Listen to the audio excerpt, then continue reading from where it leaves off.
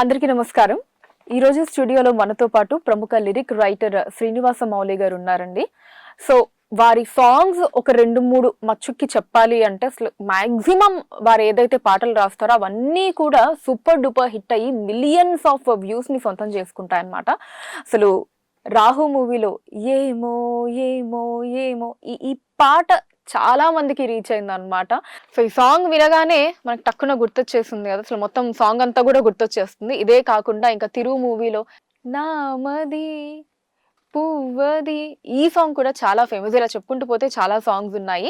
And back to back Rajinikanth గారి movies కి అయితే బ్యాక్ టు బ్యాక్ రాస్తున్నారు సాంగ్స్ అన్నమాట. సో ఏంటి ఆ స్పెషాలిటీ ఏంటో కూడా కనుక్కుందాము. సో జైలర్, వెట్టాయన్, ఇప్పుడు మనకి త్వరలో రాబోతున్న కూలీ, ఇలా బ్యాక్ టు బ్యాక్ రజనీకాంత్ గారి మూవీస్ కి సాంగ్స్ ని కూడా వారు రాయటం జరిగింది.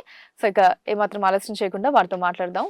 నమస్కారం మౌలి గారు. నమస్తే అండి. సో అందరూ మిమ్మల్ని అలానే పిలుస్తారు కాబట్టి నేను కూడా మౌలి గారు అని పిలుస్తున్నాను. నన్ను మౌలి అని అంటారు ఎక్కువ మంది. Okay, fine. సో మౌలి గారు ఎలా ఉన్నారండి? చాలా బాగున్నాను. చాలా ఆనందంగా ఉంది. ప్రస్తుతం నావి ఒక 3 సినిమాలు, చాలా పెద్ద స్థాయి సినిమాలు రాబోతున్నాయి. ఓజీ, కూలీ అండ్ మద్రాసి. చాలా పెద్ద పెద్ద డైరెక్టర్లు, పెద్ద హీరోలు, రజనీకాంత్ గారు, పవన్ కళ్యాణ్ గారు, శివకార్తికేయన్, అలానే కంపోజర్లు కూడా తమన్ గారు, అనిరుద్ రవిచందర్. ఈ పెద్ద స్థాయి సినిమాలు అవి చాలా ప్రేక్షకులు కూడా చాలా వెయిట్ చేస్తున్న సినిమాలు ఇవన్నీ. సో ఇలాంటి వాటికన్నిటికి రాస్తూ ఉండడం చాలా హ్యాపీగా ఉంది, చాలా ఆనందంగా ఉన్నాను. సూపర్. సో మౌలి గారు, మీ బ్యాక్ డ్రాప్ మాట్లాడుకుంటే ఐటీ ఇండస్ట్రీ, సంబంధం లేదు అక్కడికి ఇక్కడికి. ప్రోగ్రామింగ్ కోడ్ రాయాల్సిన మీరు పాటలు ఎలా రాస్తున్నారు? 2 రాయడమే కదా. సో అంటే నేను చదువుకున్నది ఎంసీఏ. సో ఆ రకంగా చదువు అయిపోగానే ఒరకిల్లో ఉద్యోగం వచ్చి అలా ఉద్యోగం స్టార్ట్ చేశాను. అయితే అంతకు ముందు నుంచే నేను టీనేజ్ ఉన్నప్పటి నుంచి పాటలు రాసేవాడిని. ఓకే. కానీ దాన్ని సినిమా కెరీర్గా చేసుకోవాలి అలాంటి ఉద్దేశాలు ఏం లేవన్నమాట. It is just pure passion. So రాసేవాడిని. కానీ ఏ స్థాయిలో అంటే నేను రాసిన ఫస్ట్ పాట, అంటే నాకంటూ ఊహ తెలిసి రాసిన ఫస్ట్ పాటే ఈనాడు ఈ తరంలో పబ్లిష్ అయిందనమాట.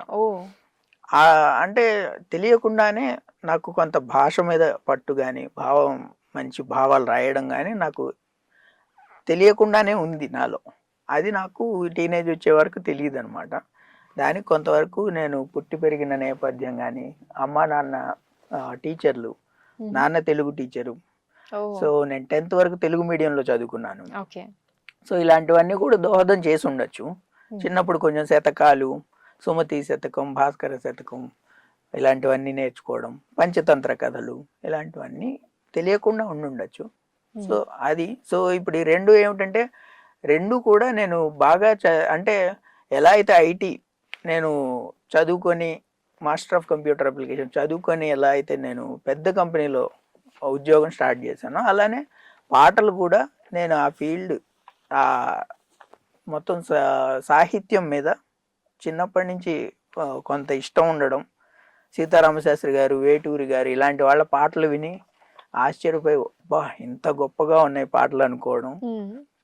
అలానే ఆ పాటలు వింటూ జీవితంలో కొన్ని సందర్భాల్లో మనకి సమస్యలు లేకపోతే ప్రశ్నలు ఎదురైనప్పుడు వాటిల్లోంచి సమాధానాలు అందుకోవడం వల్ల నాకు సినిమా సాహిత్యం మీద చాలా గొప్ప గౌరవం ఏర్పడింది. నాకు సినిమా అంటే వెళ్తే అందరూ గుర్తిస్తారు మనల్ని. ఈ పదం నిజంగా చాలా పెద్ద పదం. ఎందుకంటే ఇష్టం ఏర్పడింది అనడం వేరు, గౌరవం ఏర్పడింది అనడం వేరు. ఎందుకంటే ఇప్పుడు సినిమా అంటే ఎక్కువ మంది గుర్తిస్తారు అనేది ఓకే, అది పాపులారిటీ. కానీ సినిమాలో పాట అనే దానికి ఒక పర్పస్ ఉంటుంది. ఒక చిన్న పదం ఏదైతే అది ఎవరిని ఎంతగా మారుస్తుందో మనకి తెలియదు. అలా సో ఎలా అయితే ఇప్పుడు సీతారామశాస్త్రి గారి పాటలు, వేటూరి గారి పాటలు అలాంటివి నేను విన్నవి నా టీనేజ్లో ఉన్నప్పుడు. అప్పుడు నాకు అందువల్ల చాలా గొప్ప గౌరవం ఏర్పడింది. మనకి తెలుసు కూడా వాళ్ళిద్దరూ ఎంత గొప్ప రచనలు చేశారనేది. అక్కడి నుంచి అనుకోకుండా అలా సినిమాలకు రాయడం, అలా జరుగుతుంది.